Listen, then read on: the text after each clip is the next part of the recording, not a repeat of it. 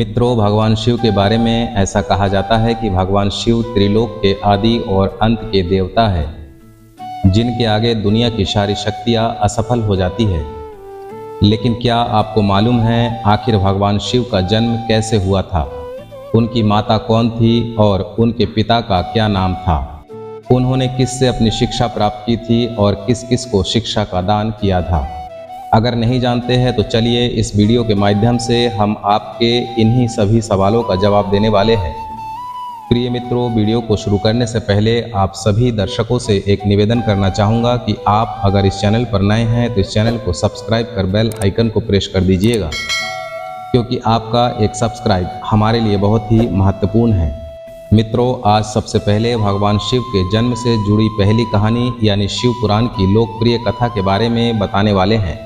शिव पुराण के अनुसार भगवान शिव को स्वयंभू माना जाता है, जिसका मतलब होता है कि शिव का जन्म स्वयं ही हुआ था। यानी कि इससे एक बात तो साफ हो जाता है कि ना ही शिव की कोई माता है और ना ही उनके कोई पिता है। इसी कारण से भगवान शिव पंचतत्व से भी परे है, जिस कारण से इन्हें मृत्यु का भी कोई भय नहीं है और इनकी मृत्यु कभी नहीं हो सकती। अब बात करते हैं विष्णु पुराण में बताए गए भगवान शिव के जन्म से जुड़ी हुई एक कहानी के बारे में।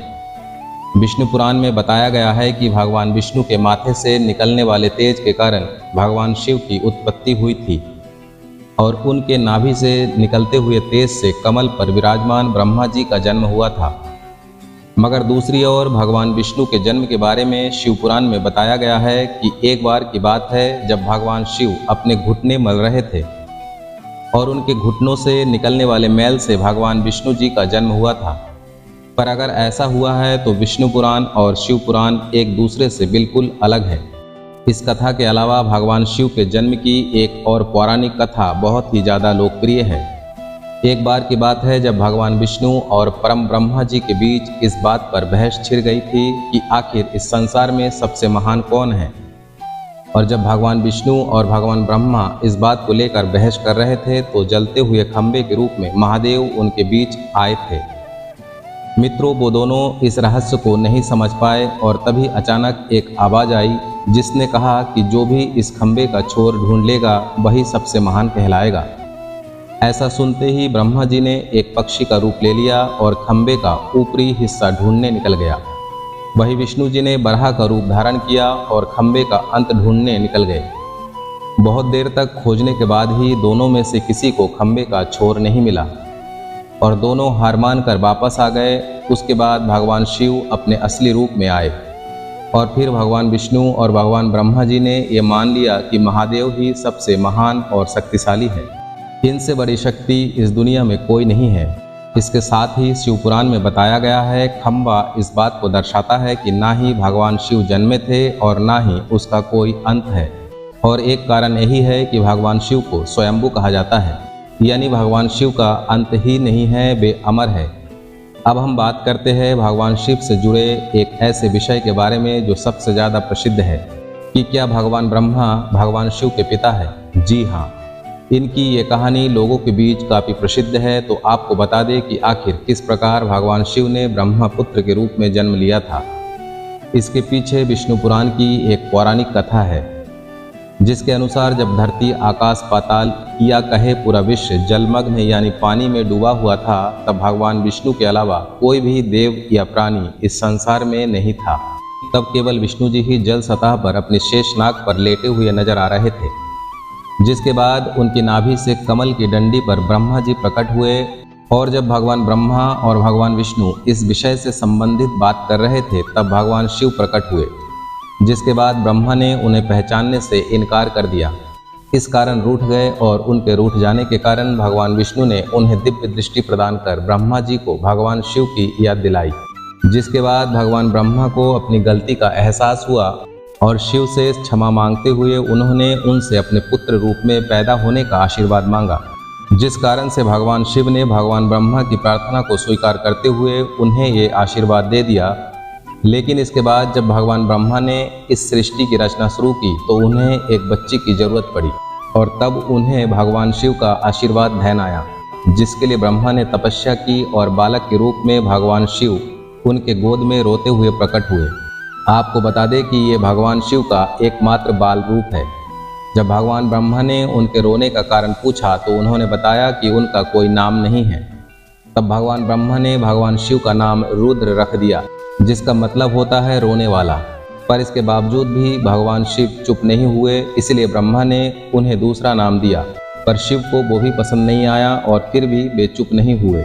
इस तरह शिव को चुप कराने के लिए भगवान ब्रह्मा ने भगवान शिव को 108 नाम दिए थे, जो रुद्र, शर्व, भाव, उग्र, भीम, पशुपति, ईशान और महादेव जैसे नाम थे। और शिव पुराण के अनुसार उनके ये नाम पृथ्वी पर लिखे गए थे। इसके बाद बात आती है श्रीमद् देवी महापुराण की। श्रीमद् देवी महापुराण में भगवान शिव की माता और पिता के बारे में बताया गया है। श्रीमद् देवी महापुराण के अनुसार देखा जाए तो एक बार जब नारद जी ने अपने पिता भगवान ब्रह्मा जी से पूछा कि इस सृष्टि का निर्माण किसने किया है, साथ ही भगवान विष्णु, भगवान शिव और आपके माता पिता कौन हैं, तब भगवान ब्रह्मा जी ने नारद जी को त्रिदेवों के जन्म के बारे में बताया। उन्होंने कहा कि देवी दुर्गा शिव स्वरूप ब्रह्मा के योग से ब्रह्मा, विष्णु और महेश का जन्म हुआ था। यानी प्रकृति का रूप लिए माँ दुर्गा ही हम तीनों की माता है और ब्रह्मा यानी काल सदाशिव हमारे पिता है। इसके साथ ही श्रीमद् देवी महापुराण में भी भगवान विष्णु और भगवान ब्रह्मा के बीच हुए झगड़े की एक कहानी मिलती है, जिसके अनुसार एक बार ब्रह्मा जी और विष्णु जी में झगड़ा हुआ और दोनों में बहस छिड़ी हुई थी। तब भगवान ब्रह्मा ने कहा कि सृष्टि को मैंने बनाया और मैं ही प्रजापिता हूँ, जिसके जवाब में भगवान विष्णु जी कहा कि मैं आपका पिता हूँ, क्योंकि आप मेरी नाभि से निकले हुए कमल से पैदा हुए हैं। और धीरे धीरे कर ये बहस बढ़ती गई। मित्रों, इसके बाद इन दोनों का झगड़ा सुनकर सदाशिव वहाँ पहुँचे और उन्होंने कहा कि पुत्रों, मैंने ही तुमको इस संसार को बनाने और इसे संभालने के केवल 2 काम दिए हैं। इसी प्रकार मैंने शंकर और रुद्र को संहार और तिरोगति के कार्य दिए हैं।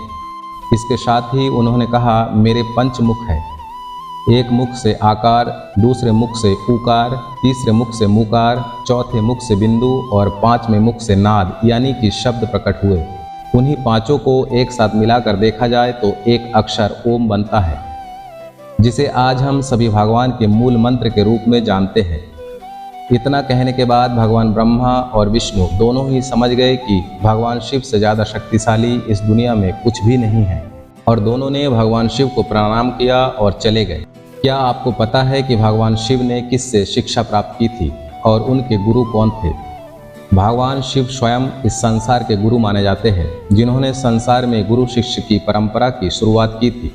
लेकिन अगर सवाल आता है कि आखिर भगवान शिव किसके गुरु थे, तो आपको जरूर जान लेना चाहिए कि हिंदू धर्म के ग्रंथ कहते हैं कि ब्रह्मा जी और शिव जी इस संसार के सबसे पहले गुरु हैं, जिन्होंने गुरु शिष्य के इस सृष्टि की शुरुआत की थी, जहां भगवान ब्रह्मा ने अपने मानस पुत्रों को शिक्षा प्रदान की थी।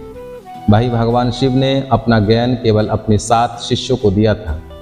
यानी भगवान शिव 7 शिष्यों के गुरु थे, और वे जिन शिष्यों के गुरु थे उन्हें आज के समय सप्त ऋषियों का दर्जा दिया गया है। तो मित्रों, ये थी भगवान शिव के जन्म से जुड़े हुए कुछ बातें। आपको यह वीडियो पसंद आया है तो इस चैनल को सब्सक्राइब कर बेल आइकन को प्रेस कर दीजिएगा। ओम नमः शिवाय।